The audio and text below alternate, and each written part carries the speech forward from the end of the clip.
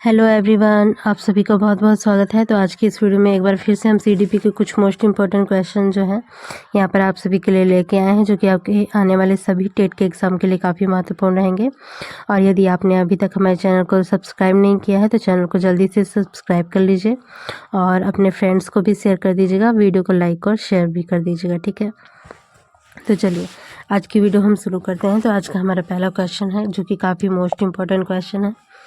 Question दिया गया है कि कोहलबर्ग का सिद्धांत निम्नलिखित में से किस विकास से संबंधित है? भाषा विकास से, नैतिक विकास से, सामाजिक विकास से या फिर शारीरिक विकास से?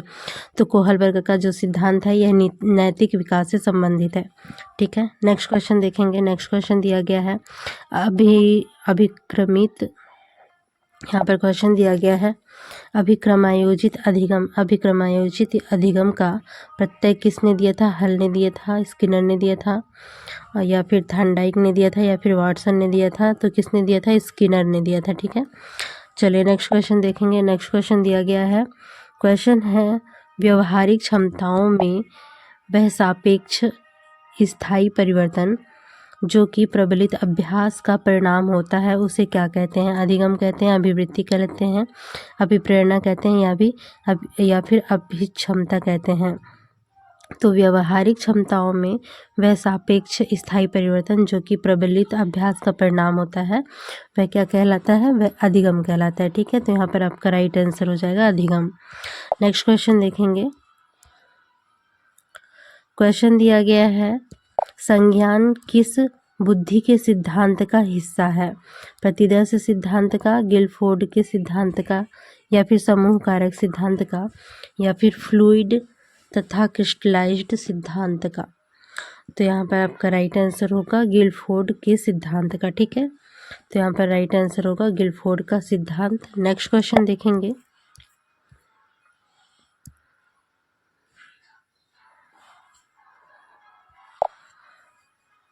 यहाँ पर क्वेश्चन दिया गया है कि 8 वर्ष के सुधीर की मानसिक आयु 10 वर्ष है और उसकी बुद्धि लब्धि कितनी होगी?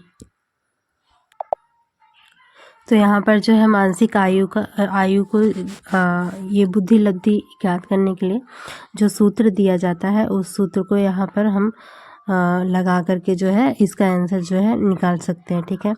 तो होता क्या है, आपका बुद्धि लब्धि का सूत्र क्या होता है? तो आई क्यू बराबर जो मानसिक आयु दी गई है, ठीक है, मानसिक आयु बटे वास्तविक आयु।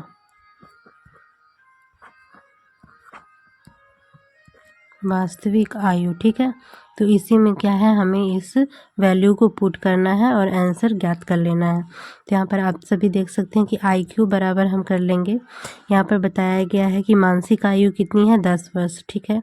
तो 10 वर्ष कर लेंगे, ठीक है। और वास्तविक आयु कितनी दी गई है? 8 वर्ष दी गई है, ठीक है। और यहाँ पर सूत्र में यहाँ पर 100 से मल्टीप्लाई करना होता है, तो यहाँ से 100 से मल्टीप्लाई करेंगे, तब यहाँ पर आप देख सकते हैं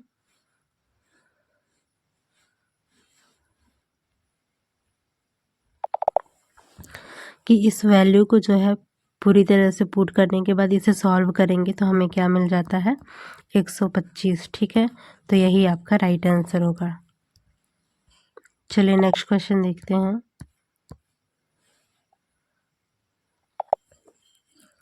क्वेश्चन दिया गया है संवेग का कौन सा सिद्धांत इस विचार को मानता है कि संवेगात्मक अनुभव संवेगात्मक व्यवहार पर आधारित है? जेम्स लैंग का सिद्धांत, सक्रियता सिद्धांत, हाइपोथैलिक सिद्धांत, या फिर अभिप्रेरणा सिद्धांत? तो यह कौन सा सिद्धांत मानता है? तो यह जेम्स लैंग का सिद्धांत है, ठीक है। तो यहाँ पर आपका राइट आंसर होगा जेम्स लैंग। नेक्स्ट क्वेश्चन देखेंगे। क्वेश्चन दिया गया है किसी इच्छा या आवश्यकता में रुकावट पड़ने पर उसमें उत्पन्न होने वाला सांवेगिक तनाव क्या कहलाता है? द्वंद्व कहलाएगा, कुंठा कहलाएगा, तनाव कहलाएगा, या फिर चिंता कहलाएगा? तो यहाँ पर आपका राइट आंसर हो जाएगा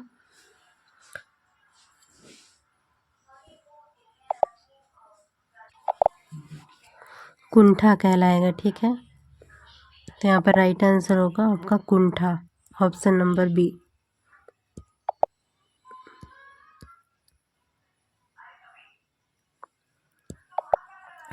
नेक्स्ट क्वेश्चन दिया गया है, निम्नलिखित में से कौन सा सीखने का नियम नहीं है?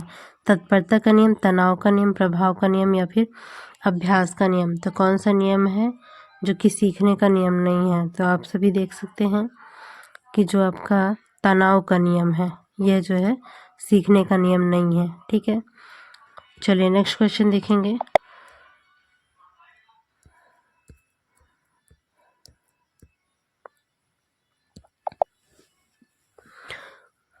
क्वेश्चन दिया गया है, पियाजे मुख्य रूप से किसके अध्ययन के लिए जाने जाते हैं? भाषा के, यौन विकास के, संज्ञानात्मक विकास के लिए या फिर सामाजिक विकास के लिए। तो पियाजे जो है मुख्य रूप से किसके अध्ययन के लिए जाने जाते हैं? तो यह जाने जाते हैं संज्ञानात्मक विकास के लिए।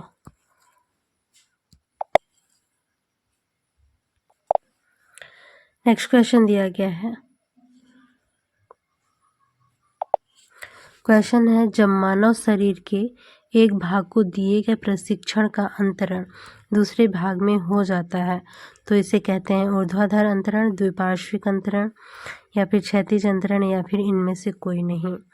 तो इसे क्या कहेंगे? द्विपार्श्विक अंतरण। ठीक है, तो ये काफ़ी मोस्ट इम्पोर्टेंट क्वेश्चन है। नेक्स्ट क्वेश्चन दिया गया है,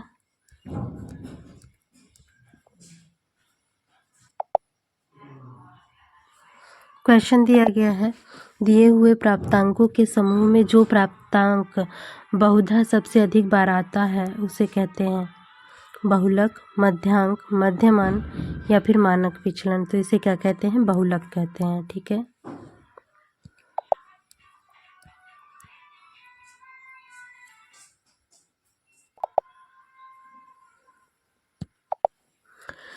क्वेश्चन दिया गया है, क्रिया प्रसूत अनुकूलन का सिद्धांत किसने प्रतिपादित किया था? पावलोव ने, थॉर्नडाइक ने, स्किनर ने या फिर कोहलर ने। तो क्रिया प्रसूत अनुकूलन का सिद्धांत जो है स्किनर जी ने दिया है। ठीक है, सभी को पता भी होगा। नेक्स्ट क्वेश्चन देखते हैं। क्वेश्चन दिया गया है, अल्बर्ट बंडूरा निम्नलिखित में से किस सिद्धांत से संबंधित है? तो अब यहाँ पर पूछ लिया गया है, अल्बर्ट बंडूरा किस सिद्धांत से संबंधित है? सामाजिक अधिगम के सिद्धांत से, व्यवहारात्मक सिद्धांत से, विकास का संज्ञानात्मक सिद्धांत से या फिर विकास का मनोसामाजिक सिद्धांत से। तो अल्बर्ट बंडूरा जो है सामाजिक अधिगम के सिद्धांत से संबंधित हैं। ठीक है, नेक्स्ट क्वेश्चन देखेंगे। नेक्स्ट क्वेश्चन दिया गया है, मानसिक आयु का प्रत्यय दिया था। तो मानसिक आयु का प्रत्यय किसने दिया था? विनय साइमन ने दिया था, टर्मन ने दिया था या फिर स्टर्न ने दिया था या फिर सिरिल बर्ट ने दिया था। तो मानसिक आयु का प्रत्यय जो है विनय साइमन ने दिया है। ठीक है, नेक्स्ट क्वेश्चन देखेंगे।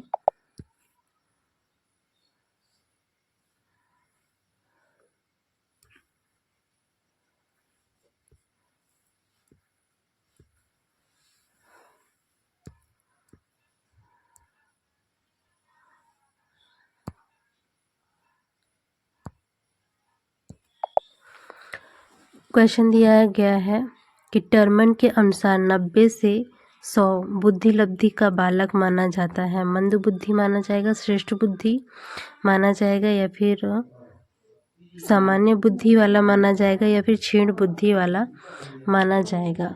तो क्या होगा यहाँ पर आपका आंसर? इसे जो है 90 से जो 100 तक की बुद्धि लब्धि का बालक होता है उसे जो है श्रेष्ठ बुद्धि माना जाता है। ठीक है, श्रेष्ठ बुद्धि नहीं, श्रेष्ठ बुद्धि नहीं, श्रेष्ठ बुद्धि वाला इससे अधिक रहता है।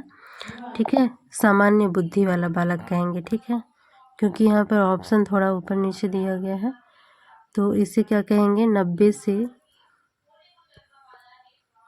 110 ये जो बच्चा होता है, ये जो बालक होता है, इसका जिस भी बालक का बुद्धि लब्धि 90 से 110 के मध्य में होता है। ठीक है, 90 से 110 के मध्य में वह सामान्य बुद्धि वाला बालक कहलाता है।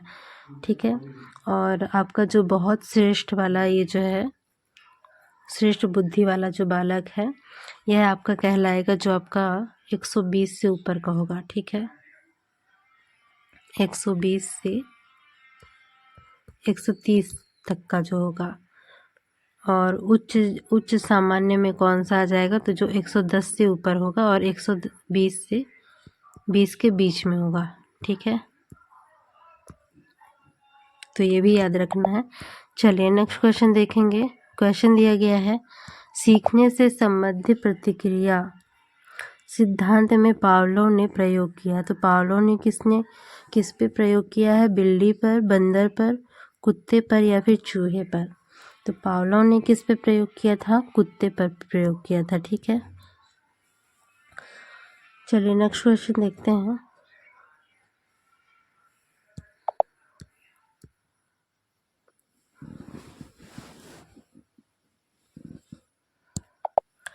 क्वेश्चन दिया गया है, सूझ द्वारा सीखने के सिद्धांत का प्रतिपादन किसने किया है। थॉर्नडाइक ने किया है, पावलोव ने किया है, कोहलर ने किया है या फिर वुडवर्थ ने किया है।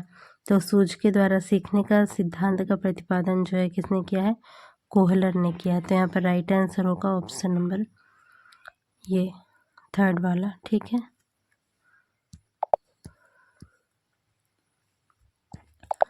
नेक्स्ट क्वेश्चन दिया गया है, कार्य को आरंभ करने, जारी रखने और नियमित रखने की प्रक्रिया प्रेरणा कहलाती है, संवेदना कहलाती है, सीखना कहलाती है या फिर प्रत्यक्षीकरण कहलाती है।